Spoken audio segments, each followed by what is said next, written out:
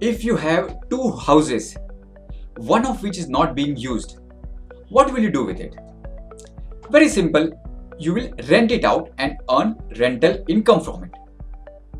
Very similar to that, when we as fund managers have certain stocks which we feel are not going to be in requirement for urgent selling positions or for exit out of the portfolio, then we lend them out and earn lending fees, very similar to rental income that we earn on a flat which is being rented out.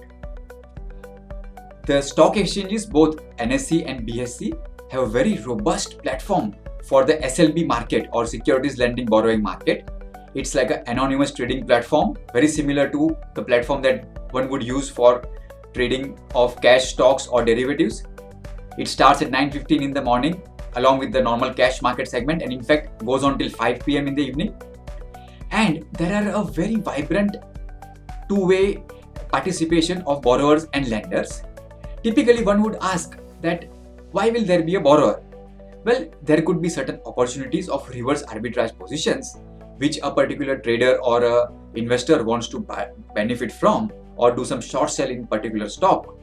For that, they would need to have that particular stock in their portfolio, and we as the fund manager who are the owners of these stocks would be natural lenders in that particular segment. So we as mutual funds are always the natural lenders in the SLB segment, and there are other participants in the market ecosystem who are the borrowers who are willing to pay us lending fees for that. Now, if we look at our SEBI regulations for mutual funds, they very clearly specify that all SLB fees which are earned have to be passed back to the mutual fund scheme whose securities are being lent. Hence, friends, this helps in a very good way by which income is earned and given to the scheme as an additional earnings. So it helps to enhance the return of the portfolio. If I take it as an example, in the case of passively managed index funds or ETFs, this additional income goes a long way to help in reducing the fund's tracking error or tracking difference against the underlying benchmark index. And of course, similarly, even in actively managed funds, it helps in giving a return enhancement or an additional return to the investor. So, in short, SLB market is a very robust market. All mutual funds have a benefit to participate in that.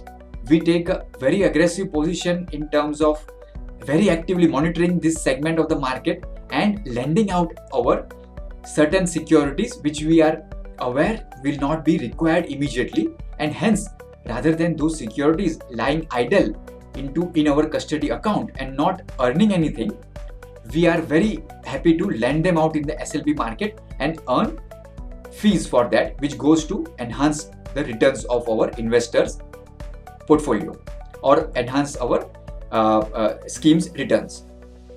And the way in which the SLB market is functional with a robust regulatory framework and a settlement mechanism that ensures that there is a settlement guarantee in place.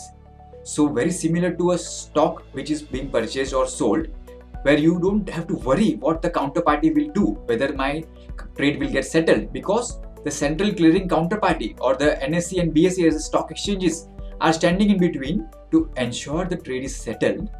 Very similarly over here, when I have lent out my securities, I don't have to worry about the creditworthiness of the person who is the borrower, because there is a NSE and BSE clearing house settlement guarantee mechanism which is in place as an anonymous counterparty, which will ensure that at the predetermined period there will be a guaranteed settlement of those securities, and the shares which I have lent to the borrower will definitely come back to me without any kind of failure. And hence, in that sense, it's a very risk-free way or very low-risk way of lending your securities and earning incremental returns on the portfolio, which otherwise would have been lying idle in my custody or my Demat account. We feel that this is a very good practice, and we find it very useful, especially in the case of our index funds and ETFs, to reduce the tracking difference and tracking error of our portfolios. Mutual fund investments are subject to market risks. Read all scheme-related documents carefully.